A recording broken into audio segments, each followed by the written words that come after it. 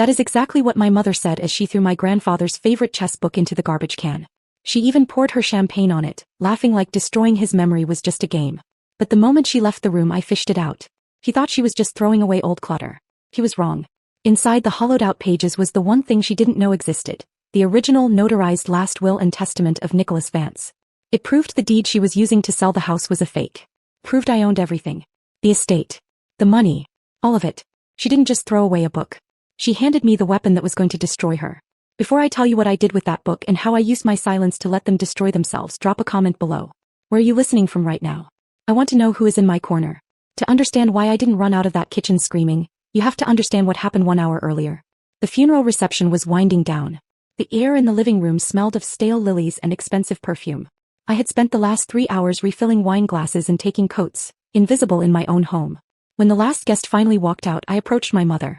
She was sitting at the head of the mahogany dining table, reviewing a property appraisal with a man I didn't recognize, a developer who looked like he measured the world in square footage. Mom, I said, my voice quiet. I was wondering if I could have Grandpa's chess book. The one on the mantel. He taught me to play with it. Brenda looked up, annoyed that the help was speaking. She glanced at the leather-bound book on the shelf. That dusty thing? Smells like smoke. She grabbed it. For a second I thought she was going to hand it to me. Instead she tossed it onto a hard wooden chair next to her. Then she shifted her weight and sat directly on it. Actually, leave it, she said, smoothing her skirt. I need a boost. This table is too high for negotiation. She sat on my grandfather's memory like it was a cheap cushion. My brother William, leaning against the sideboard, let out a sharp laugh. Good use for it, he said. He tilted his champagne flute and a stream of sticky golden liquid splashed down onto the chair, soaking the spine of the book. Oops. My hand slipped. They didn't even look at me. They just continued talking to the developer about bulldozing the garden to put in a swimming pool. I stood there, my nails digging into my palms, realizing that to them I wasn't family. I was furniture. I waited until they moved to the patio to smoke cigars before I grabbed the book and ran to the kitchen to wipe it down. That was when I found the will inside. And that was when the rage finally clarified into something useful. If I walked out there right now and waved this document in their faces, I knew exactly what would happen. Brenda would snatch it. She would tear it up, burn it, or claim it was a forgery. It would become a civil dispute. It would be my word against hers in probate court for 5 years, and she had the money to bleed me dry in legal fees. Civil court wasn't enough. I didn't just want the house. I wanted justice. I looked at the wet, ruined cover of the book. I realized that my silence was more dangerous than my voice. If I stayed quiet, if I let them believe they owned the house, they would eventually try to turn that ownership into cash. And the moment they signed a contract using a house they didn't legally own, it wasn't a family dispute anymore. It was fraud. It was a federal crime. I put the book into my tote bag under my spare sweater. I wiped the counter clean. Then I walked back out to the patio, collected their empty champagne glasses and smiled. Greed is the trap. My silence is the bait. 2 weeks later the trap began to close. I was in the sunroom, polishing the windows, invisible as always. Brenda was pacing back and forth, her heels clicking aggressively on the hardwood. The sale of the house had hit a snag. The title search was dragging on because the estate records were old, dating back to the 1940s. The developer was getting cold feet. But Brenda couldn't wait. She had debts I wasn't supposed to know about, gambling losses from Atlantic City, and a lifestyle that required $10,000 a month just to maintain the illusion of wealth. I need the cash now, William, she hissed, throwing a letter on the desk. The creditors are calling. William, lounging on the sofa with his feet up, scrolled through his phone. So get a bridge loan. A hard money loan. I know a guy. He doesn't ask too many questions about title history as long as you have the deed and a notary. High interest, but who cares? We pay it off when the house sells. I scrubbed a smudge on the glass, my heart rate spiking. A hard money loan. It was fast, predatory, and aggressive. It was exactly the kind of mistake a desperate, greedy person would make. How much? Brenda asked. $500,000. Cash wire. Immediate disbursement upon signing. Brenda stopped pacing. I could see the greed wash over her face, smoothing out the worry lines. Do it. Set it up for Friday. They were going to use the house, my house, as collateral for a $500,000 loan. They were going to sign legal documents claiming they were the sole owners. They assumed I was too stupid to understand what collateral meant. They assumed I was just Hannah, the girl who cleaned the windows. I finished the pane of glass, picked up my bucket, and walked out of the room.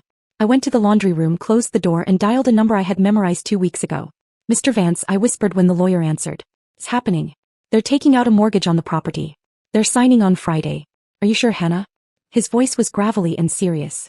Once they sign those papers, there is no going back. That is bank fraud. They will go to prison. I know, I said, looking at the reflection of my own cold eyes in the washing machine door. Let them sign. Friday morning arrived with the heavy, suffocating silence of a courtroom right before the verdict is read. I had spent the last 2 days scrubbing floors that didn't need cleaning, making myself look busy, making myself look small. I needed them to see me as part of the furniture. If they saw me as a person, they might remember I existed. They might remember I was a threat. But to Brenda and William, I was just the daughter who didn't make the cut, the girl who cleaned up the mess while the adults did business. At 10 o'clock, the doorbell rang. It wasn't the police. Not yet. It was Mr. Henderson, the loan officer. He was a small man in a suit that looked expensive but fit poorly, the kind of guy who made his living off desperation and greed. He was followed by a notary, a woman with a stern face and a heavy briefcase. They set up in the library, spreading papers across my grandfather's mahogany desk, the same desk where he used to teach me chess strategies on rainy afternoons. Now it was being used to sell off his legacy. I entered with a silver tray of coffee and biscuits. I kept my eyes down, placing the tray on the side table. Brenda didn't even acknowledge me. She was too focused on Mr. Henderson's laptop screen, her eyes hungry. So, Brenda said, her voice tight. Once I sign, the funds are released? Mr. Henderson tapped a few keys. That is correct, Mrs. Vance. As soon as the notary stamps the deed of trust and the promissory note, I authorize the wire. It is an immediate disbursement. You will see the $500,000 in your account within minutes. But I have to remind you, the interest rate is aggressive. If you miss a payment. We won't miss a payment, William interrupted, leaning over Brenda's shoulder. He smelled of expensive cologne and arrogance. The property is being sold to a developer next month. This is just a bridge. We have equity. He was lying, of course. The developer had already backed out because of the title issues. They weren't borrowing money to bridge a gap. They were borrowing money to run away. They were cashing out a chip they didn't own before the casino realized it was fake. Standard procedure, Henderson said, sliding a thick stack of documents toward Brenda. Sign here. And here. Initial the bottom of page 4. I poured the coffee slowly, making the task last. I needed to see it. I needed to witness the exact moment the crime moved from intent to action. Brenda picked up the pen. Her hand didn't shake. That was the terrifying part. She didn't hesitate. She didn't look at the portrait of her father-in-law hanging on the wall. She just pressed the tip of the pen to the paper and signed her name. Brenda Vance, owner. She signed the loan application. She signed the deed of trust. She signed the affidavit of ownership. With every scratch of the ink, she was digging a hole she could never climb out of. This wasn't just lying to family anymore. This was lying to a federally insured institution.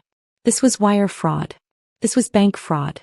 The notary took the papers, checked the identification Brenda had placed on the table, and then, with a heavy thud, stamped the documents. The sound echoed in the room like a gunshot. It was done. The lie was now a legal document. Congratulations, Mr. Henderson said, typing the final command into his laptop. Initiating the wire now. I picked up the empty cream pitcher and walked out of the room. My heart was pounding a rhythm against my ribs, but my face was stone. I went into the hallway, reached into my apron pocket and touched the screen of my phone. It was time. A single, cheerful chime broke the silence. It came from Mr. Henderson's laptop. He spun the screen around, a greasy smile plastered on his face. Transfer complete. $500,000, successfully wired to the account of Brenda Vance. My mother let out a sound that was half laugh, half sob.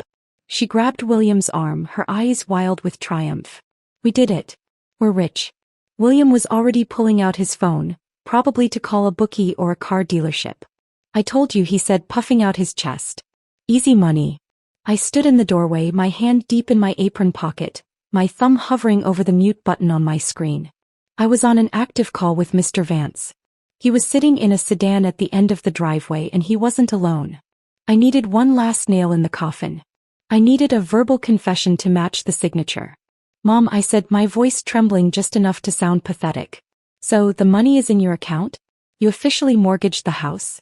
Brenda spun around, her face twisting into a sneer. She looked at me like I was a stain on her new carpet. Hannah. The money is mine. The house is mine. Now get out of my sight before I have security throw you out. Security? I asked, my voice suddenly losing its tremble. I don't think you'll need them. I unmuted the line. Did you get that, Mr. Vance? Loud and clear, Hannah, his voice crackled through the speaker. Move away from the door. I stepped aside. The front door didn't open. It burst inward. It wasn't a polite knock. It was a raid. 4 agents in FBI windbreakers moved into the library with the precision of a sledgehammer, followed closely by the district attorney and Mr. Vance. Federal agents. The lead officer shouted. Step away from the desk. The room dissolved into chaos. Brenda screamed, dropping her coffee cup. It shattered, splashing dark liquid over her expensive shoes. William tried to scramble backward, knocking over his chair. What is this? Brenda shrieked, pointing a shaking finger at the agents. Who are you? Get out of my house. It's not your house, Brenda, I said, walking into the center of the room. I reached into my bag and pulled out the chess book. I opened the hollowed-out cover and removed the document I had been protecting for 2 weeks. This is Grandpa's original will. Notarized, registered, and quite clear. I handed it to the lead agent. My grandfather left everything to me. My mother just used a property she doesn't own to secure a federal loan. That is wire fraud. That is bank fraud. The realization hit the room like a physical wave. But the best reaction wasn't Brenda's. It was Mr. Henderson's. The loan officer looked from the badges to the will, and the color drained from his face. He realized he had just facilitated a felony. She told me the title was clean. Henderson yelled, grabbing his laptop and thrusting it toward the agents like a shield. I have the emails. She swore she had the deed. I am not going down for this. You can explain it to the judge, the agent said, taking the laptop. An agent stepped toward Brenda. She jerked back, stunned. No, don't touch me. I'm Brenda Vance. This is my house. Brenda Vance, the agent said evenly, turning her and locking cuffs around her wrists. You are under arrest for wire fraud, bank fraud, and aggravated identity theft. That click was better than the money. Better than the house. It was the sound of consequences finally arriving. My mother stared at me like she'd never seen me before, mouth parted, eyes wide, then spat, "You little witch." The truth is patient, Mom, I said, cold and steady. And it just ran out of time. As they walked her toward the door, I exhaled for the first time in months. It was over. The house was saved. The monster was in chains. I forgot one thing. Monsters travel in packs. Officer, wait. William's voice was smooth, almost bored. He stood, brushed lint from his blazer, and opened his briefcase like he'd been waiting for his cue. You're arresting the wrong person. Back off, sir, the lead agent warned. I'm afraid I can't. William produced a document stamped with a heavy official seal and handed it over with a smirk. My sister, Hannah, lacks legal capacity to accuse anyone of anything. As of 9 o'clock this morning, she is a ward of the state. The agent scanned the page, frowning. What is this? An ex parte emergency guardianship order, William announced to the room. Severe paranoid delusions. Memory fabrication. A history of planting evidence. He turned to me, pity pasted on his face. It's okay, Hannah. You're having an episode. We're going to get you help. The room went arctic. The agent looked from the order to me, then to Brenda's cuffs, and hesitated. A judge's signature carried weight. If I was incompetent, my testimony was void. The will was suspect. The arrest could be premature. Sir, the agent told Mr. Vance, this order is signed by Judge Miller. It grants immediate temporary custody of Hannah Vance and her estate to William Vance. We have to pause this. Brenda stopped struggling and straightened, a cruel smile returning. I told you, she hissed at me. You're sick. You've always been sick. For 10 terrifying seconds only the grandfather clock moved. I felt the walls closing in. This was their masterstroke. Lock me away, medicate me into silence, sell the house while I couldn't fight back. I looked at Mr. Vance. He didn't look worried. He looked bored. Officer, Mr. Vance said, stepping between William and the agent. Before you enforce that order, read the addendum to Nicholas Vance's will. Clause 14, subsection B. We call it the competency clause. William scoffed. A will doesn't override a court order, old man. It does when the order was obtained through perjury, Vance snapped, pulling out a second document. Nicholas anticipated this. Any beneficiary who challenges another beneficiary's mental state must submit to a sworn polygraph. And the accuser must prove incapacity with a current, legitimate evaluation. We have an evaluation. William barked, waving a paper. Dr. Schwartz signed an affidavit this morning. Dr. Schwartz. Vance lifted an eyebrow. The same Dr. Schwartz who lost his license in Florida for insurance fraud? Interesting choice. Because we have an evaluation too. He handed the agent a file. Hannah voluntarily completed a full forensic psychiatric evaluation yesterday afternoon, conducted by Dr. Evans, the state's chief psychiatrist. Sound mind. Superior intelligence. fully capable of managing her estate. The agent compared the documents.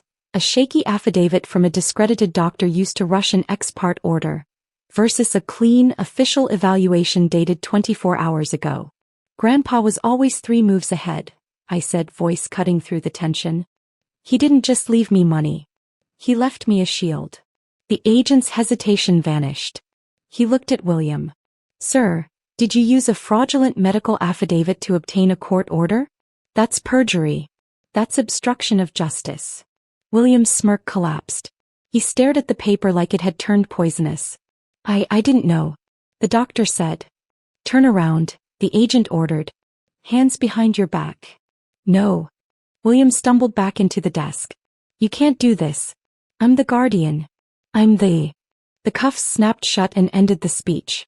You're not a guardian, William, I said as they led him out, right beside our mother. You're just another pawn. 6 months later, the mildew and stale champagne were gone, replaced by fresh paint, sea salt, and something sharper: justice. The hard money loan died the moment the federal indictment landed. Banks don't enforce contracts tied to felonies, especially when the collateral was stolen. The title is clean now. The house is mine, legally, morally, completely. I didn't sell Seacliff. That would have been easy. Profitable. But Grandpa didn't leave me this place to cash out. He left it to make a point. I'm renovating the East Wing. By next spring, it won't just be an estate. It'll be the Nicholas Vance Sanctuary, a transitional home for women escaping financial abuse. I'm taking the prison my mother built and turning it into a fortress for people like me. On the balcony, wind in my hair, I sip Earl Grey from Brenda's prized bone china cup. The one she kept locked away, the one she screamed about when I was 12. Tastes better now. Inside, the library is restored. The stain is gone. Grandpa's chessboard sits set mid-game, except I made one change. 2 black pawns are missing. My phone buzzes. A collect call attempt from county jail. Brenda calls weekly. Sometimes William tries too. They want commissary money. They want to explain. They want to blame me. I don't argue. I don't rage. I open my contacts, tap mother, and hit block. Then I do the same for brother. I didn't just inherit a house, Grandpa. I inherited my dignity. I inherited the right to say no. They thought I was weak because I was quiet. They thought I was stupid because I poured coffee while they plotted. They forgot what you taught me. In chess, the quiet pieces are often the ones setting the trap. You don't have to flip the board to win. You just have to let your opponent make the wrong move. I take one more sip, look out at the gray horizon, then back at the board. Checkmate, Grandpa. If you've ever had to outsmart a bully who lived under your roof, share this story. Let them know, we're watching and we're patient. Watching and we're patient. Watching and we're patient. Watching and we're patient. Watching and we're patient. Watching and we're patient. Watching and we're patient. Watching and we're patient. Watching and we're patient. Watching and we're patient. Watching and we're